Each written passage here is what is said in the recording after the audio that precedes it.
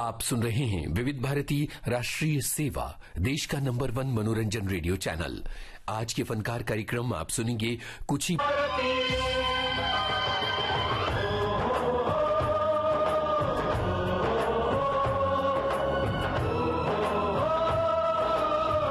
आज के फनकार।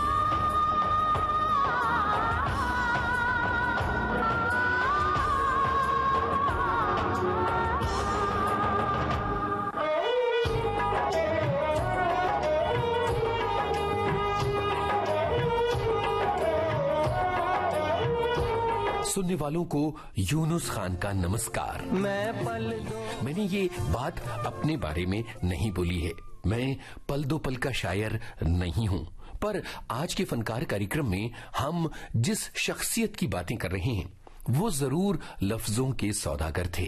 वो एक ऐसे लेखक थे, एक ऐसे निर्देशक थे जिन्होंने अपनी रचनात्मकता के जरिए हम सभी को एक रचनात्मक सुख दिया, अपनी तरफ खींचा।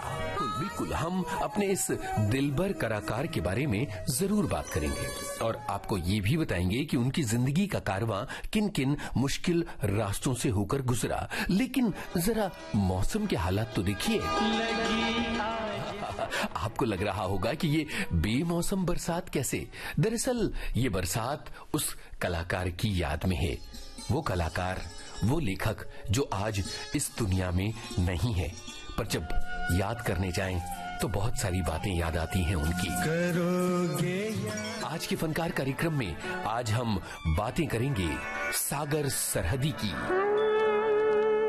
सन 1933 का मई का तपता हुआ महीना और 11वीं तारीख एक बालक का जन्म होता है।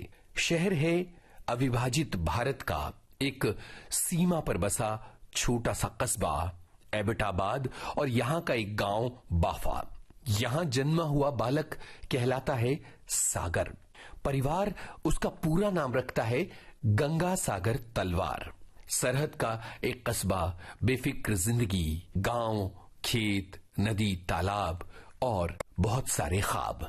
गंगा सागर तलवार को प्रकृति की गोद में बसा एक गांव मिला, बहता हुआ दरिया मिला, पहाड़ों के ऊपर ऊंचाई को छूते हरे दरख्त मिले, नीला आसमान मिला जो रातों को तारों से भर जाता था। सागर सरहदी उन तारों को छूना चाहते थे, पर दिल में एक खालीपन था, क्योंकि जिंदगी में ममता की छांव नहीं थी। मां दुनिया में रही नहीं। जाहिर है कि बिन मां का ये बच्चा जिंदगी की ऊबड़ खाबड़ राहों पर आगे बढ़ता चला गया। तकरीबन 14वां साल आया। जिंदगी के सफर का अचानक चारों तरफ हंगामा मच गया, हलचल मच गई, देश का विभाजन हो गया। कुछ लोग सरहद से इस पार आने लगे, कुछ सरहद के उस पार जाने लगे। जिंदगी अचानक एक तूफान में घिर गई थी। परिवार के साथ गंगा सागर तलवार श्रीनगर आए, वहां से दिल्ली के एक रिफ्यूजी कैंप में पहुंचे और यूं लगा कि जैसे जिंदगी की कोई दिशा नहीं है, ये जिंदगी कहीं जा नहीं रही, इस जिंदगी की कोई मंजिल नहीं है, कुछ पाना नहीं है, कुछ हासिल नहीं करना है। मेरी पैदाइश पाकिस्तान में एक छोटा सा गांव था बफा के नाम से, और बहुत ही खूबसूरत जगह, शानदार सी जगह वो थी और इंटीरियर में थी, यानी बस तक वहां नहीं आती थी। वहां पैदाइश हुई तो मेरे अंदर जो नेचर के जो खूबसूरती है, या वो मुझे लगता है कि मेरे गांव की दी हुई है कि वहाँ पहाड़ थे, आसपास ग्रीनरी थी, दरिया हमारे गांव के बीच में से होके बहता था। हम लोग सबको वहाँ बाथरूम वगैरह किस्म की कोई चीज नहीं है, सबको दरिया में ही नहाना पड़ता था। क्या बात। तो वो सारी चीजें जो मेरे अंदर, बाद में मैं राइटर बनूंगा इसका मुझे अंदाजा नहीं था, या आगे क्या करूंगा उसका भी पता नहीं। बहुत छोटा था मैं, तो 8वीं जमात में पढ़ता था। उसके बाद ये पार्टीशन हुआ तो मेरा नाम दरअसल गंगा सागर तलवार।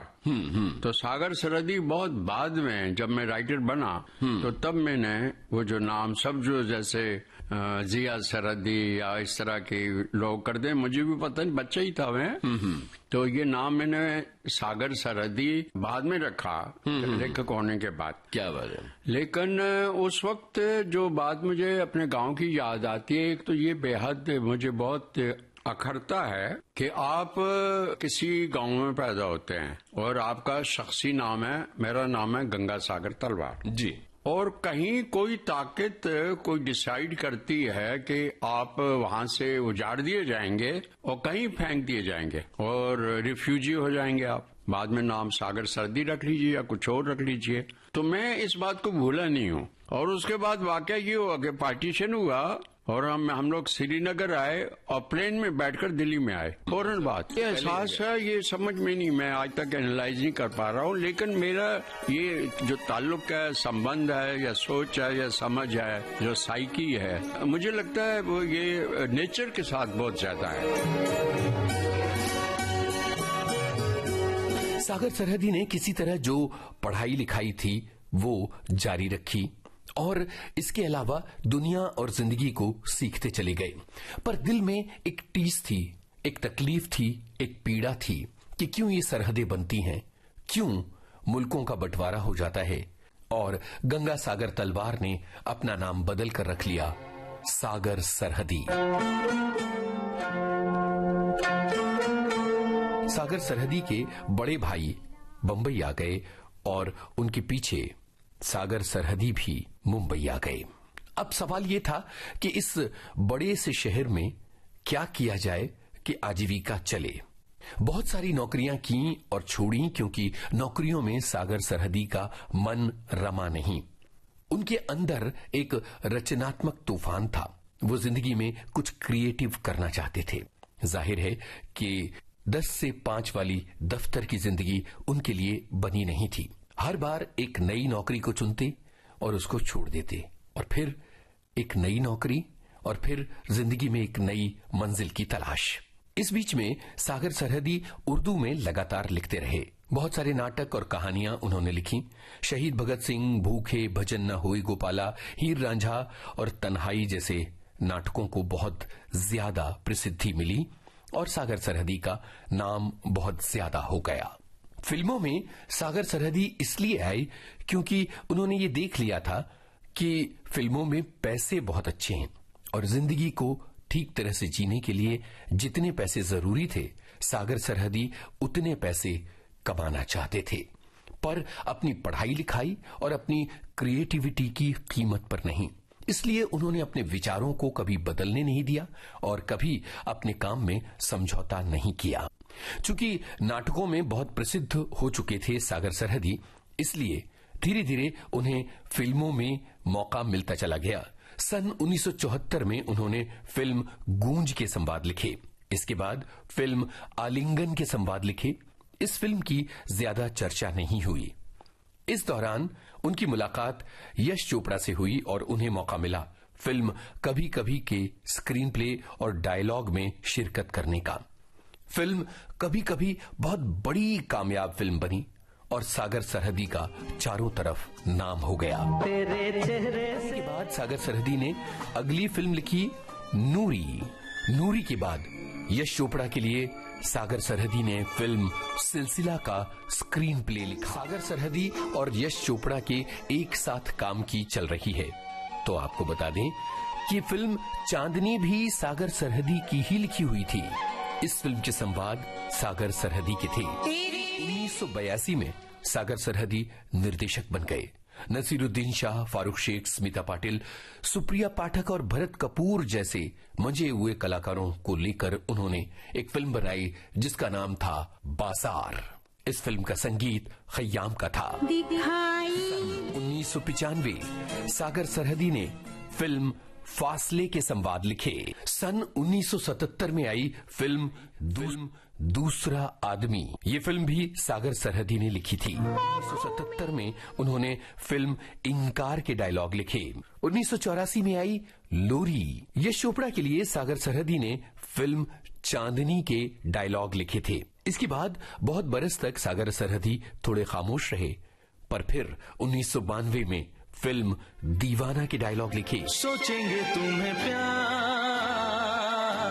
करेंगे। सरहदी के संवादों की फिल्म उद्योग में कितनी कीमत थी, इस बात का अंदाजा इस बात से लगाया जा सकता है कि जब राकेश रोशन ने अपने बेटे ऋतिक रोशन को लॉन्च करने का फैसला किया तो इस पहली फिल्म के लिए बतौर संवाद लेखक सागर सरहदी को चुना। ये फिल्म थी कहो ना प्यार है। 2018 में सागर सरहदी ने फिल्म चौसर का निर्माण किया था और निर्देशन की बागडोर भी खुद ही संभाली थी।